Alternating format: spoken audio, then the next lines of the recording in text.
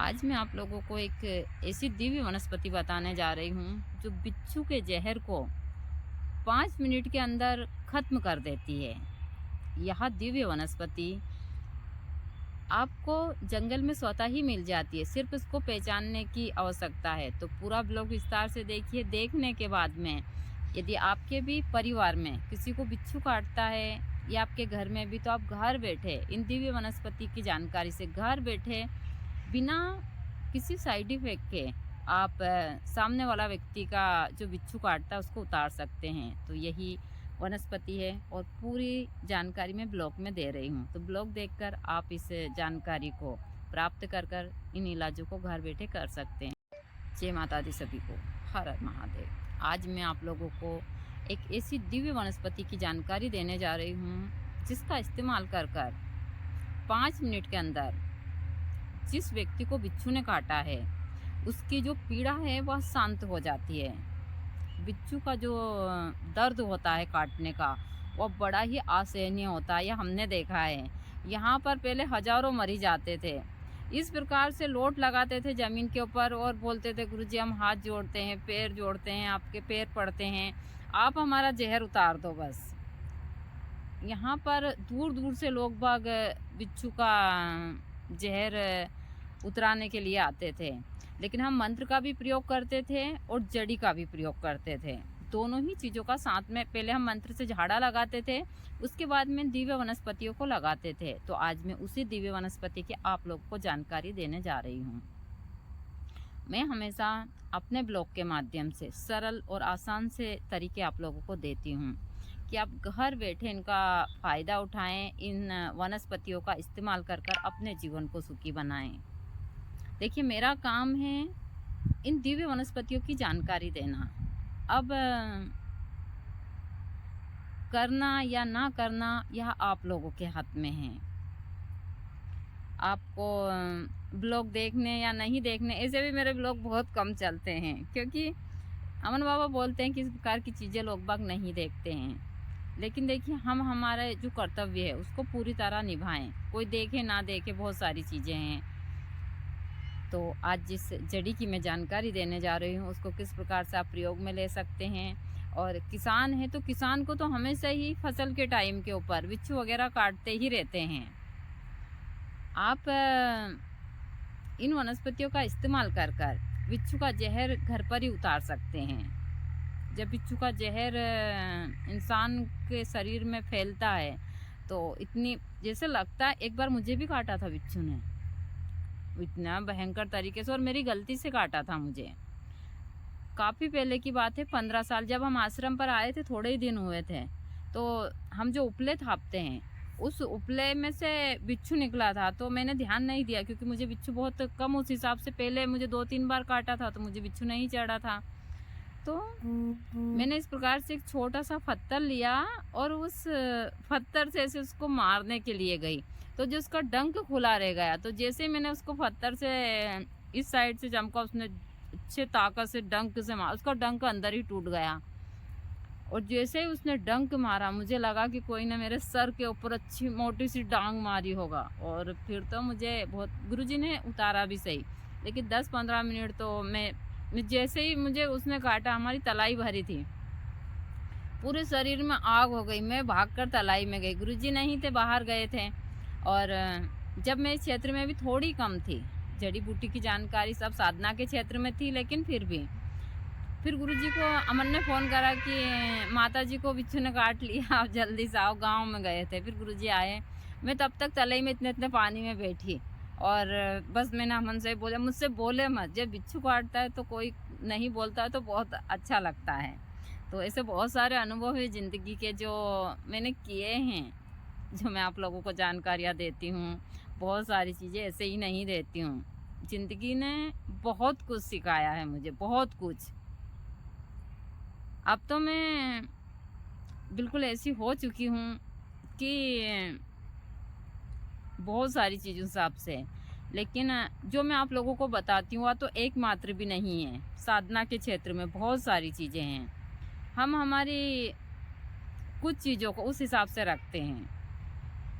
लोग बाग सोचते हैं कि हम जो सोशल मीडिया पर देखते हैं वो लोगों की पूरी चीज़ होती है। नहीं, लोग बाग हम लोगों का जो सोशल मीडिया पर काम करते हैं, अभी साधक लोग होते हैं, हम जितना चाहते हैं हमारी ज़िंदगी के बारे में उतना ही लोगों को बताते हैं। हम जो चाहते हैं लोगों के हिसाब से नहीं, लोग बाग पर नहीं सोचे। तो मेरी ज़िंदगी की बहुत सारी स्टोरियाँ ऐसी है जो मतलब अभी तक मैं सोशल मीडिया पर या किसी हिसाब से भी काम कर, गुरुजी हमेशा बोलते थे, गुरुजी मेरे पास 30 साल रहे, लेकिन गुरुजी बोलते थे कि मैं आपके बारे में अभी एक मात्र भी नहीं जान पाया हूँ, थोड़ा सा ही जान सका हूँ आपको। हम 30 साल साथ में रहे, दोनों पति पत्नी, बहुत सारी चीज़ों हिसाब से, लेकिन जो मेरे अंदर चीज़ें हैं वह सबसे हटकर है, और यही मुझे सबसे अलग भी रखती है सारी चीज़ों में। मैं अपने, चाहे मेरे जो भी रिश्तेदार वगैरह है, भाई बहन, मेरी सारी चीज़ें सबसे हटकर हैं। एक तो मुझे ज़्यादा किसी से मोह नहीं, हाँ गुरुजी से तो मुझे था, बहुत था। मैं गुरुजी से बेइंतहा प्यार करती थी और आज भी करती हूँ। चाहे इंसान का शरीर नहीं रहे, लेकिन जो उनकी चीज़ें हैं वो हमेशा रहती है। तो मैं आप लोगों को, फिर कोई मुझे बोल देगा कि माता जी आप पता नहीं कौन सी स्टोरी लेकर बैठ गई, तो मैं आप लोगों को इसकी जानकारी दे देती हूँ। और जानकारी देना बहुत ज़रूरी है। हम जिस चीज़ के लिए आते हैं सोशल मीडिया पर, वह चीज़ें देना तो बहुत ही ज़रूरी है। तो यहाँ है जंगली प्याज। जंगली प्याज बहुत प्रकार के होते हैं, देख सकते हैं आप लोग। छोटी सी प्याज है या बिल्कुल इस प्रकार से बहुत सारे प्याज होते हैं, एक नहीं कई प्रकार के प्रजाति होती है। जंगल में जब हम जाते हैं तो जब हम ज़मीन में से खोदते हैं तो बहुत सारी वनस्पतियाँ निकलती है। प्रकृति ने हमको इतना कुछ दिया है वनस्पति के रूप में, हम जितना जाने उतना कम है। लेकिन लोग बाग बहुत सारी चीज़ों को छोड़ देते हैं, हम इन पर काम करते हैं।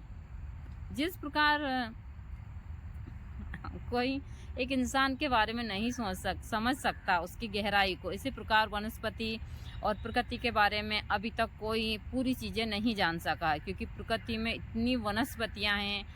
मेरे हिसाब से जहाँ तक आज तक मैंने देखा, लोग बाग एकमात्र ही जानते हैं प्रकृति के बारे में। मैं जंगलों में जाती हूँ और बहुत सारे वीडियो भी डालती हूँ आप लोगों को। हर टाइम पर जाती हूँ, चाहे गर्मी हो, सर्दी हो, बारिश हो, सब हो, क्योंकि हर एक सीजन में सभी जड़ी बूटियों को आपको समझने का काफ़ी मौका मिलता है। ऐसा नहीं है कि हम अब जा रहे हैं, कभी जाएं तो बारिश में जाएं, नहीं ऐसा नहीं। मैं अभी ठंडी में भी जाती हूँ, ठंडी में बहुत सारी वनस्पतियाँ इनको देखने को मिलता है। गर्मी में मिलती है बहुत सारी वनस्पतियाँ जिसमें बहुत सारे फूल होते हैं गर्मी में, तो उनको भी समझने की हमको मिलती है।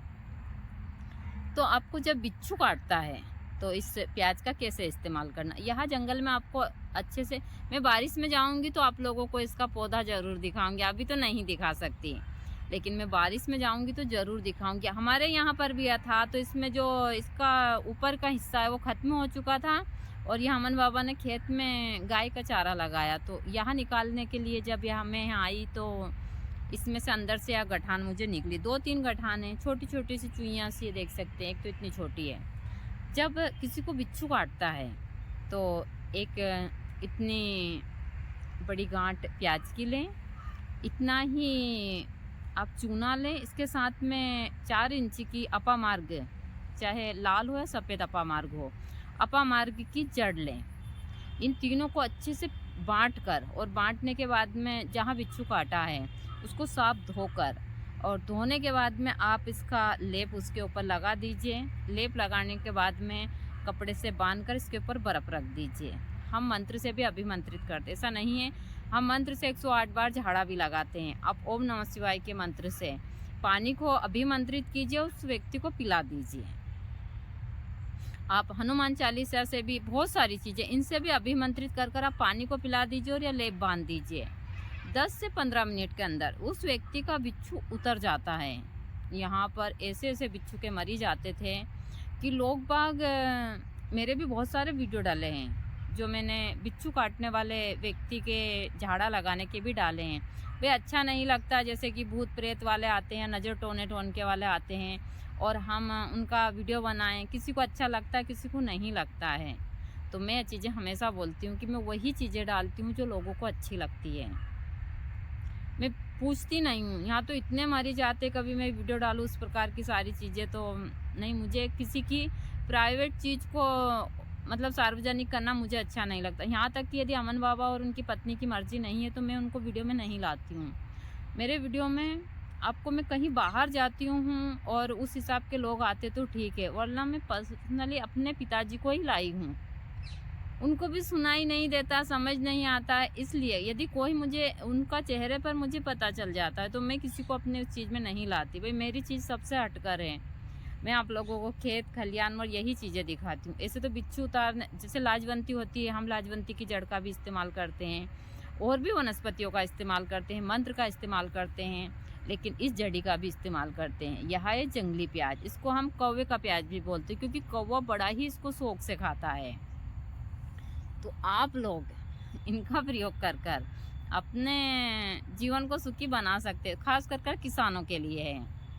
मैं हमेशा अपने ब्लॉग के माध्यम से आप लोगों को बहुत सारी जानकारियाँ देती रहती हूँ।